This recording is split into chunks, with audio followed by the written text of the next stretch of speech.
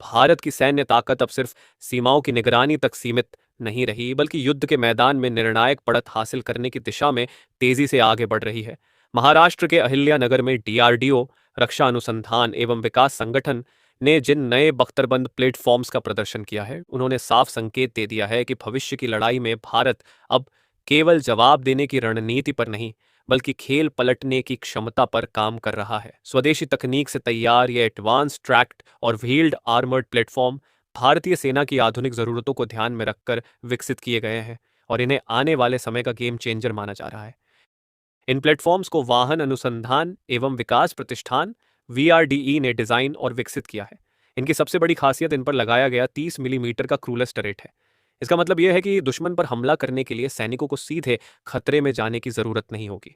यह आधुनिक सिस्टम दूर से सटीक निशाना साधते हुए घातक हमला करने में सक्षम है। युद्ध के दौरान जहां मानव जीवन की सुरक्षा सबसे बड़ी प्राथमिकता होती है, वहां इस तरह की तकनीक सेना की क्षमता को कई गुना बढ़ा देती है। इन नए बख्तरबंद प्लेटफॉर्म्स में हाई पावर इंजन और ऑटोमेटिक ट्रांसमिशन लगाया गया है, जिससे इन्हें शानदार स्पीड और दमदार मोबिलिटी मिलती है। कठिन इलाकों में तेजी से मूवमेंट किसी भी सेना की सफलता का अहम हिस्सा माना जाता है। पहाड़ी क्षेत्र, उबड़ खाबड़ रास्ते, खड़ी ढलानें या प्राकृतिक बाधाएं, ये सभी चुनौतियां इन प्लेटफॉर्म्स के सामने कमजोर पड़ जाती हैं। यही कारण है कि इन्हें भविष्य के मल्टी टेरेन युद्ध के लिए तैयार किया गया है। इनकी सुरक्षा क्षमता भी बेहद मजबूत बताई जा रही है। स्टैनक लेवल 4 और 5 प्रोटेक्शन के साथ तैयार। ये वाहन गोलियों, विस्फोटों और युद्ध क्षेत्र में होने वाले कई तरह के हमलों को झेलते हुए आगे बढ़ सकते हैं। आधुनिक युद्ध में सिर्फ हमला करना ही नहीं, बल्कि सैनिकों और सिस्टम की सुरक्षा भी उतनी ही जरूरी होती है। यही वजह है कि डीआरडीओ ने इन प्लेटफॉर्म्स को सुरक्षा और ताकत के संतुलन के साथ तैयार किया है। इन प्लेटफॉर्म्स की सबसे खतरनाक और खास विशेषताओं में से एक है इनका उभयचर यानी एम्फीबियस मॉडल। हाइड्रोजेट से लैस या संस्करण पानी में भी उतनी ही तेजी और क्षमता से ऑपरेट कर सकता है जितना जमीन पर। इसका मतलब यह है कि नदियां, झीलें, दलदली इलाके या जल भराव वाले क्षेत्र अब दुश्मन के लिए प्राकृतिक सुरक्षा कवच नहीं बन पाएंगे। भारतीय सेना अब ऐसे क्षेत्रों में भी तेजी से प्रवेश कर सकेगी जहां पहले पहुंचना मुश्किल माना जाता था। इन वाहनों को केवल एक बख्तरबंद गाड़ी कहना इनके सामरिक महत्व को कम करके आंकना होगा।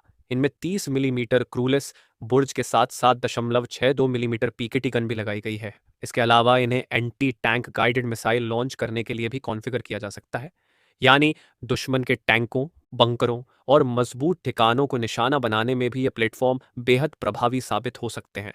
सरल शब्दों में कहें तो ये केवल वाहन नहीं, बल्कि मोबाइल युद्ध मशीनें हैं जो दुश्मन के इलाके में घुसकर उसे भारी नुकसान पहुंचाने की क्षमता रखती हैं। डीआरडीओ की इस उपलब्धि से यह भी साफ होता है कि भारत अब रक्षात्मक सैन्य सोच से आगे बढ़ चुका है। आधुनिक दौर में युद्ध केवल सीमा पर तैनाती से नहीं जीते जाते, बल्कि तकनीक, गति, सटीकता और बहुभूमिका क्षमता से तय होते हैं। यही कारण है कि इन प्लेटफॉर्म्स को कई तरह के मिशनों के लिए कॉन्फ़िगर किया जा सकता है। सैनिकों की आवाजाही, हथियार तैनाती, तेज हमला, निगरानी मिशन और कठिन इलाकों में ऑपरेशन, हर जरूरत के हिसाब से इनका उपयोग संभव है।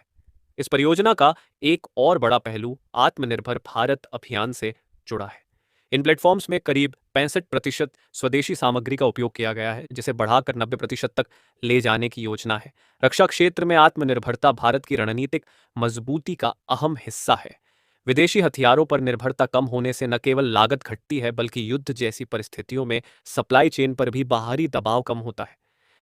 इन प्लेटफॉर्म्स के निर्माण में निजी उद्योगों की भी अहम भूमिका रही है। टाटा एडवांस्ड सिस्टम्स लिमिटेड और भारत फोर्ज लिमिटेड ने कई लघु एवं मध्यम उद्योगों के सहयोग से इनके निर्माण में योगदान दिया है। इससे यह भी साबित होता है कि भारत का रक्षा उद्योग अब केवल सरकारी संस्थानों तक सीमित नहीं है, बल्कि निजी क्षेत्र भी तेजी से रणनीतिक निर्माण में भागीदारी निभा रहा है। अहिल्यानगर में आयोजित कार्यक्रम में डीआरडीओ के वरिष्ठ वैज्ञानिकों, महानिदेशकों, उद्योग प्रतिनिधियों और कई रक्षा प्रयोगशालाओं के निदेशकों ने हिस्सा लिया। इस मौके पर वाहन अनुसंधान एवं विकास प्रतिष्ठान, आयुध अनुसंधान एवं विकास प्रतिष्ठान, रक्षा धातुकर्म अनुसंधान प्रयोगशाला, उच्च ऊर्जा सामग्री अनुसंधान प्रयोगशाला और युद्ध वाहन अनुसंधान एवं विकास प्रतिष्ठान के अधिकारी मौजूद रहे। कुल मिलाकर डीआरडीओ के ये नए बख्तरबंद प्लेटफॉर्म भारत की सैन्य तैयारी में बड़ा बदलाव साबित हो सकते हैं। यह केवल एक नई तकनीक नहीं, बल्कि भविष्य की उस रणनीति का संकेत है जिसमें भारत किसी भी चुनौती का जवाब देने के साथ साथ युद्ध का रुख बदलने की क्षमता भी रखेगा। वीडियो पसंद आए तो वीडियो को लाइक, शेयर, सब्सक्राइब जरूर करें। कल फिर मिलेंगे नई जानकारी के साथ। धन्यवाद।